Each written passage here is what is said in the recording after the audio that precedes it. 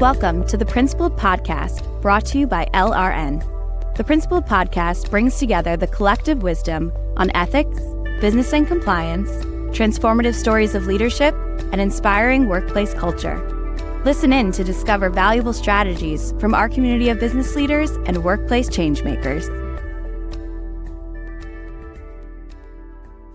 As new risks increase in severity and frequency around the world, ethics and compliance, that's E&C programs, are focused on their risk mitigation efforts.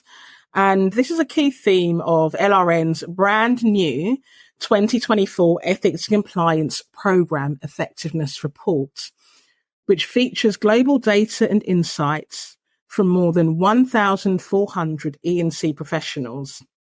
According to our research, values-based programs are not only the most effective, but also correlate strongly with reduced risk and better business outcomes.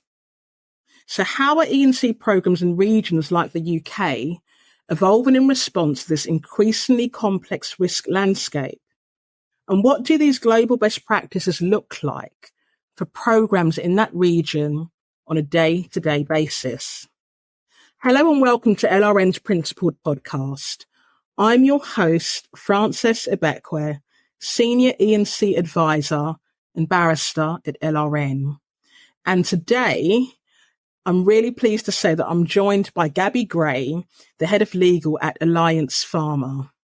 We're going to be discussing key findings from the UK edition of the 2024 Ethics and Compliance Programme Effectiveness Report and how they apply to programs in that region. So Gaby, thank you for joining me on the Principled Podcast. So could you start by telling our listeners a little bit about Alliance Pharma and your role within the organisation? Hi, Frances. Thank you so much for having me on your podcast.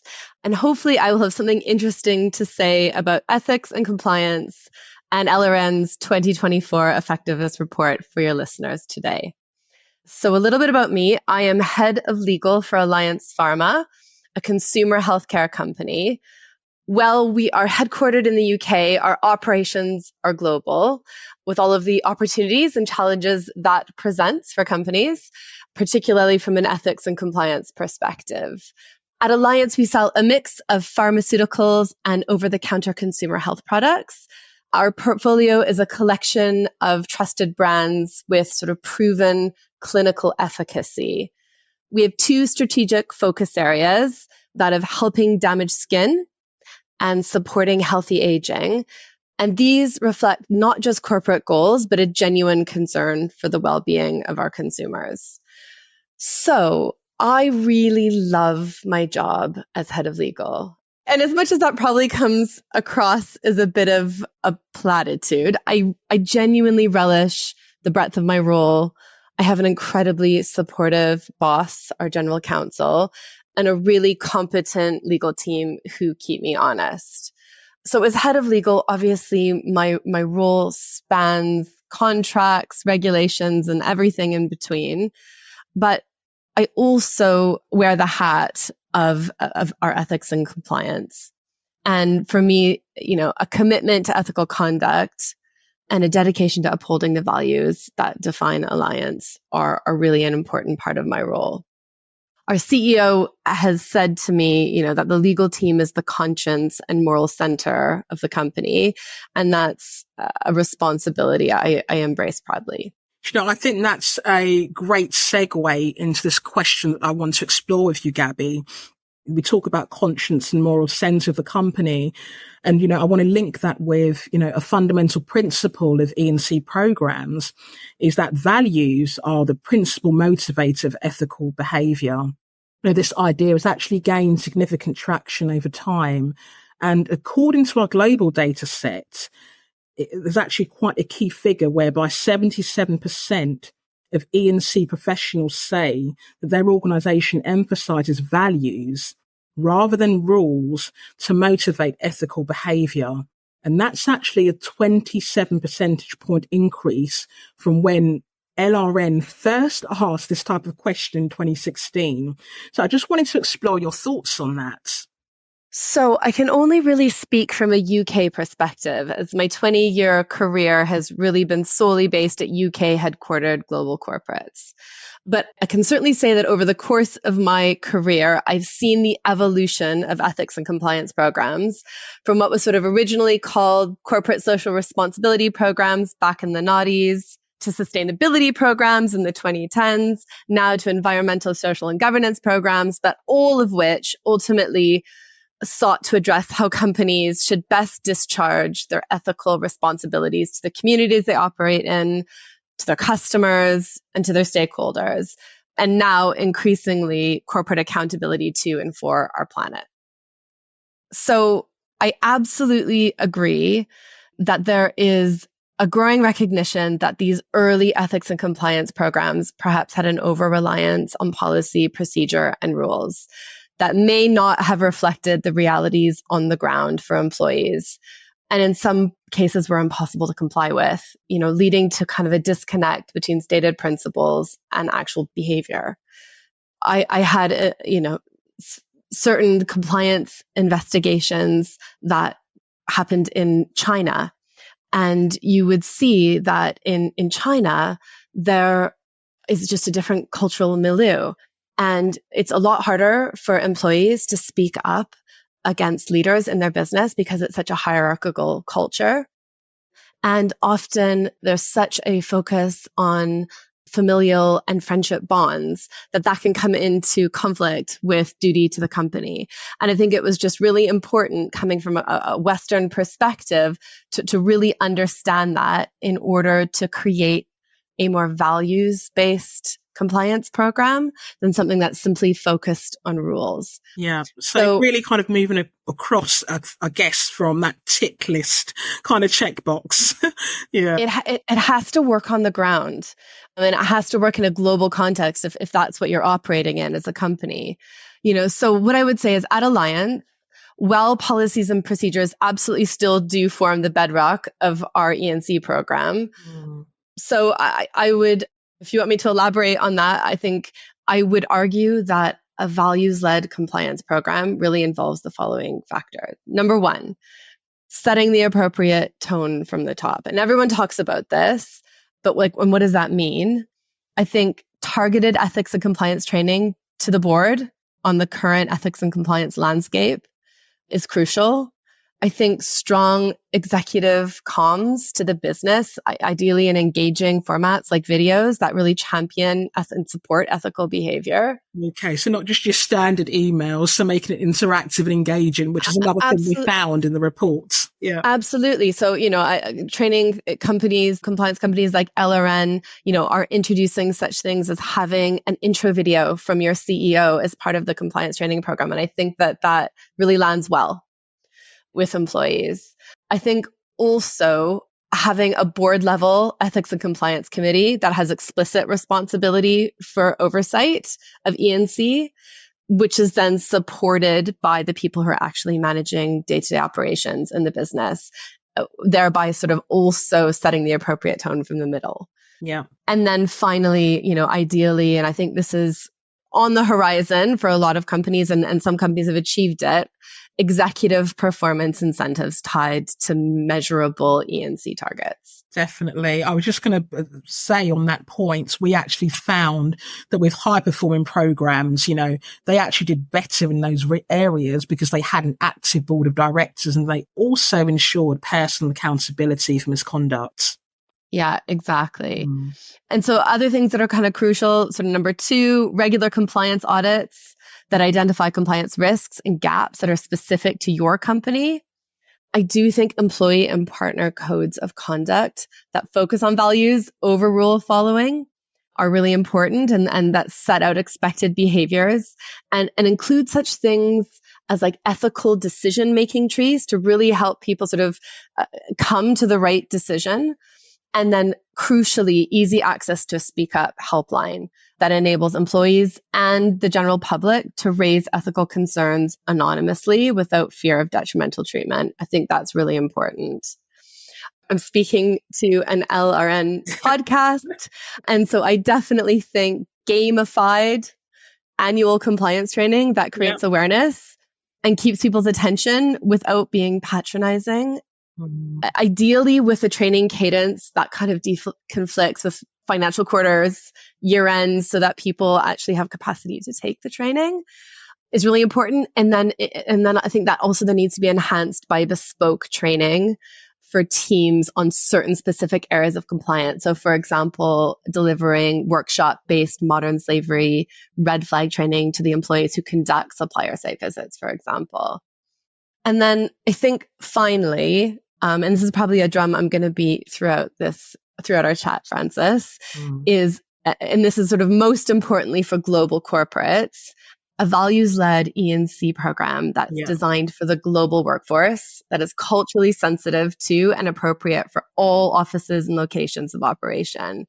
So like this involves really simple things such as ensuring your policies and training are available in your core languages, not just in English, and are not completely UK or US centric, that you're considering the cultural norms and business practices in each country of operation. And you're taking those into account when you're either implementing your E&C program or conducting compliance investigations. And I think, in order to ensure that a values-led approach will resonate with the entire workforce. Yeah, definitely agree with those points. I think we're both smiling as you're speaking and I'm listening.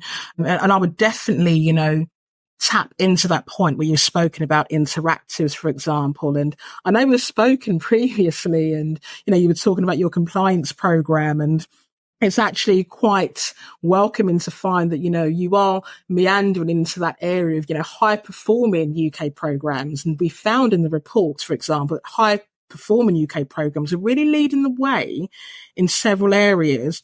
For example, we found that, they were 1.4 times more likely to strengthen their codes of conduct using interactive data. And, that can include interactive, but also, the number of clicks in the code and topics that employees choose. And also they were 1.8 times more likely than less effective programs to provide employees with continuous learning. So that goes to your point about, kind of having gamified training, but also, different types of training to engage with particular employees based on their needs. So that really is music to my ears, because that really does link to the findings in our reports. And I just wanted to hone in a bit more in terms of, there are so many further insights from the 2024 report, and I just wanted to explore those too. And, based on the UK edition of this report, I just wondered, if there are any other findings that most resonated with you. Yeah, so I totally agree that data protection is a key area of focus for global corporates, as so many countries are bringing in data protection legislation that may either have extraterritorial reach or that may catch you if you have employees or collect data in that jurisdiction. So, for example, Alliance Pharma has an office in Shanghai. And so we spent a lot of 2023 getting compliant with the PIPL, which is the Personal Information Protection Law in China, in time for the December compliance deadline. And we've also had to grapple with how to best manage data protection as a global company. So, for example, do we take a jurisdiction-specific approach and have multiple policies, which can be quite tricky to manage? Or do we take a harmonized global approach to data protection that is sort of broadly compliant, but may miss important local nuances? So in our case, we've sort of ended up on primarily following a kind of an EU GDPR approach in most jurisdictions, with specific enhancements for local law where necessary. But it was a conversation and definitely a hot topic last year. Another hot topic and increased risk identified in the report is the influx of ESG-related legislation that's being brought in by different governments around the world, often with very little notice. It can be really tricky to keep on top of all of this legislation when you're operating in hundreds of countries. And I know that a few UK companies, for example, almost got cut out last year by the UK's new plastic packaging tax that makes UK companies liable to pay a tax on non-recyclable packaging that is used in their supply chain, used by their suppliers. So we were one of those companies that had to respond to this. And, luckily we've put in place an appropriate compliance program. But it has also served to galvanize us at Alliance to sort of increase the overall environmental sustainability of our packaging. And so, these laws are serving to drive the right behaviors. And then finally, I think I've already touched on this, but I'm sort of really passionate about the topic of UK corporates scaling their E&C programs globally. You will be able to tell from my accent that I am not from the UK. I am from the former British colony of Canada. Yep. And so I do have the unique perspective of being an immigrant to the weird and wonderful British culture. So, I do believe that if UK companies are going to thrive in a global landscape, they really do need to take the time to understand and respect the really very different cultures, languages, and sort of social mores of the countries in which they operate. So this can often be as simple as ensuring that different accents and nationalities are represented in compliance training modules that I've already covered, or that training is delivered in local language, or that compliance officers take the time to understand like the specific ethical challenges faced in regional offices, which can really vary across the world. Yeah, definitely agreed. And that was, that's another link to one of the findings on our report. We did find that, UK ethics and compliance programs, they are really trying to scale their operations globally, and they are doing so, and they're using different methods to do that, whether it's, regional committees and ethics ambassadors in local regions, in addition to appointing compliance officers on the ground in countries in which they have major operations.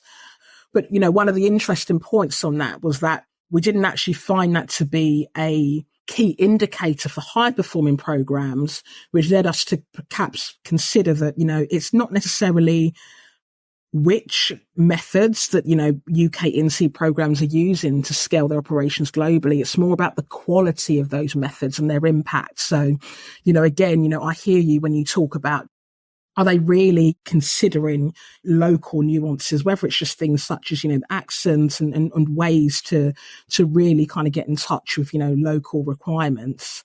And the other thing I would say, Frances, on that as well, is I feel like maybe 20 years ago, there was kind of like you took a compliance program off a bookshelf and rolled it out. And I think there's a recognition now that a risk-based approach and a tailored approach for your company, you don't need to boil the ocean. Yeah. You just need to target and mitigate and understand the specific risks for your company.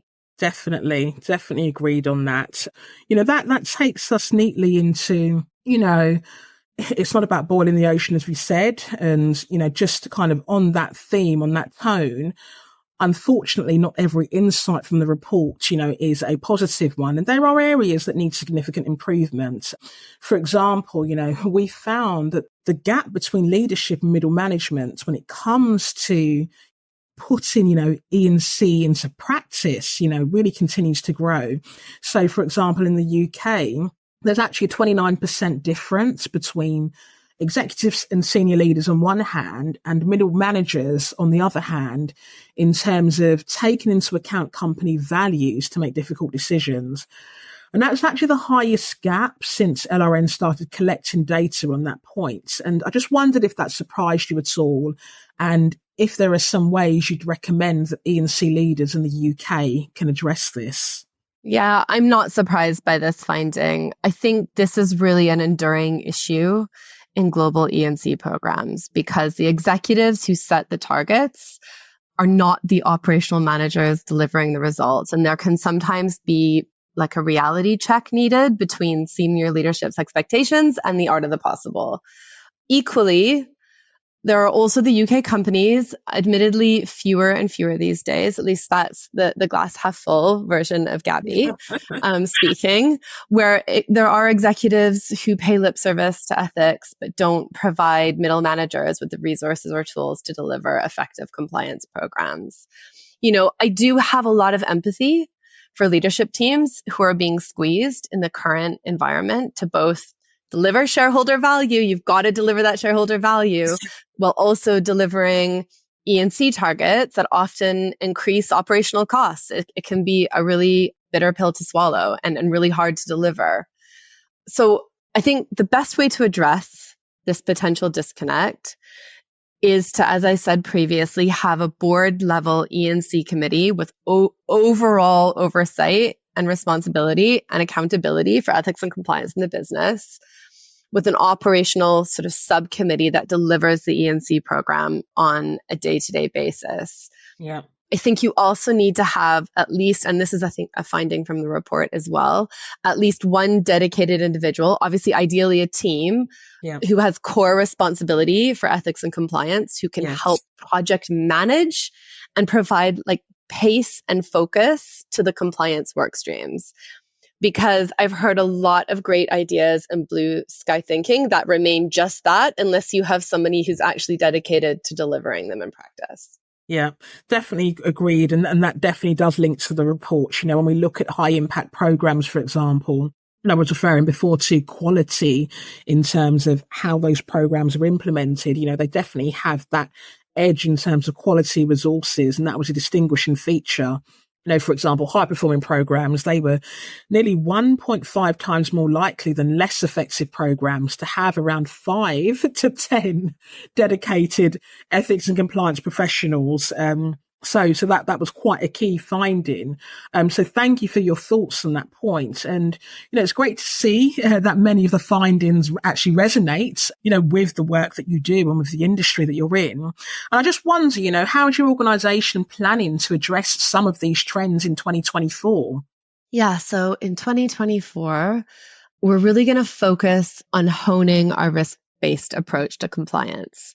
And this is going to be through initiatives such as conducting a targeted and focused gaps analysis of our modern slavery compliance in our supply chain with the support of Slave Free Alliance. I'm just going to give them a little plug because Slave Free Alliance are a fantastic not-for-profit organization. Yep. And they effectively operate as like a critical friend to corporates and organizations, sort of supporting them to like protect their operations, supply chains, and people from modern slavery and labor exploitation. So they've been really helpful in helping us hone our anti-slavery program. Okay.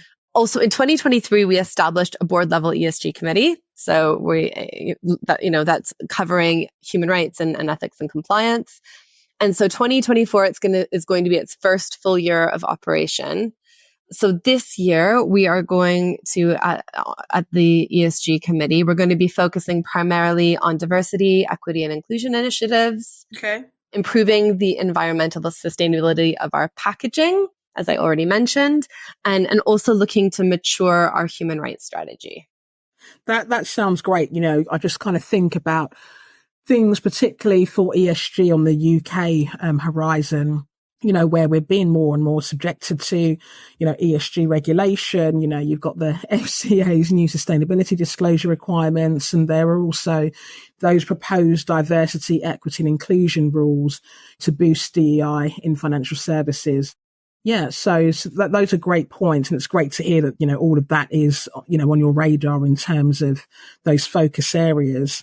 I just wanted to kind of move on and just kind of consider, are there any other points that you'd want to highlight, when you look at the UK findings or to emphasize? Yeah. So one of the findings that really resonated with me is the finding that ethical culture matters and underpins successful performance across an organization, not just in ethics and compliance.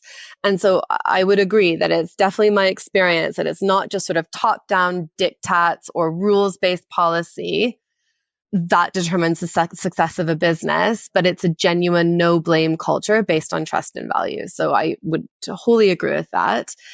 I think it's especially important for companies that are seeking to recruit the generation that's currently entering the workforce, because Gen Zers, they genuinely expect their employer to align with their moral center and to live their values at work. Yeah, definitely agree with that.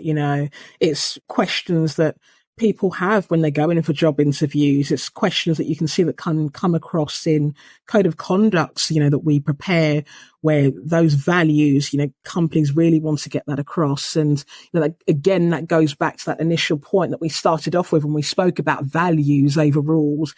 It's not just a checklist. It's about implementing a values-based approach. And, with that in mind, I just wanted to move on to talk about the fact that 2024 marks the 10th annual publication of LRN's Ethics and Compliance Program Effectiveness Report. And we've covered quite a few areas where programs can improve their effectiveness and strengthen core components, risk mitigation efforts, focusing on values and, really put into practice and E&C at all levels, and also incentivising ethical conduct. And, that's what we've looked at over the last 10 years. And so I just really wanted to tap into what you're thinking in terms of what sorts of developments do you hope to see E&C programs tackle over the next year or even the next 10 years? Okay, so I know that we are now 4 years out from the pandemic, but I really feel like there's been a paradigm shift when it comes to flexible and remote working. So in the next year, I think that ethics and compliance leaders are going to need to tackle employee well-being and look at implementing such things as like employee engagement charters that kind of firmly enshrine policies around flexible and hybrid working so that employees clearly know where they stand, recognizing that people should have autonomy and responsibility to manage their career whilst fulfilling their deliverables and meeting expectations of stakeholders. I know that there are, certain corporate leaders who have come out with really contrary opinions, but it just feels like there's been a permanent shift to flexible working. And I believe compliance programs need to recognize and address this as a human rights issue. Yeah. Well, we did actually find, Gaby, with our findings that generally with UK ethics compliance programs, there has been that shift to make significant changes to the program to meet the needs of employees working remotely on a hybrid basis. For the UK, we found about 72% of programs had done that. And that kind of aligned with the 72% at the European level, just a little bit lower than the global level of 74%. So hopefully we're going in the right direction. Well, and it just opens doors and is game changing for women, for carers, for parents, for people living with disabilities, for people who live not in cities. It has really increased access to employment. So I do think it is a human rights issue of our time. Yeah. Okay, so you also asked me about the next 10 years. Yes. I'm going to make a very obvious point here, but I don't think we can ignore the impact of the environment on ethics and compliance programs. Yeah. So climate change is the existential crisis of our time. I really believe that companies are going to need to fundamentally adapt the capitalist model that has basically been gospel since the Industrial Revolution. This is one that justifies increasing shareholder value at the complete expense of the environment. Over the next decade, ethics and compliance programs, I think, will need to play a key role in evolving corporate strategies around environmental compliance and sustainability. Yeah, definitely agreed. I mean, we have the regulation there, and kind of going back to that value-based model, it's really about making it centre, isn't it?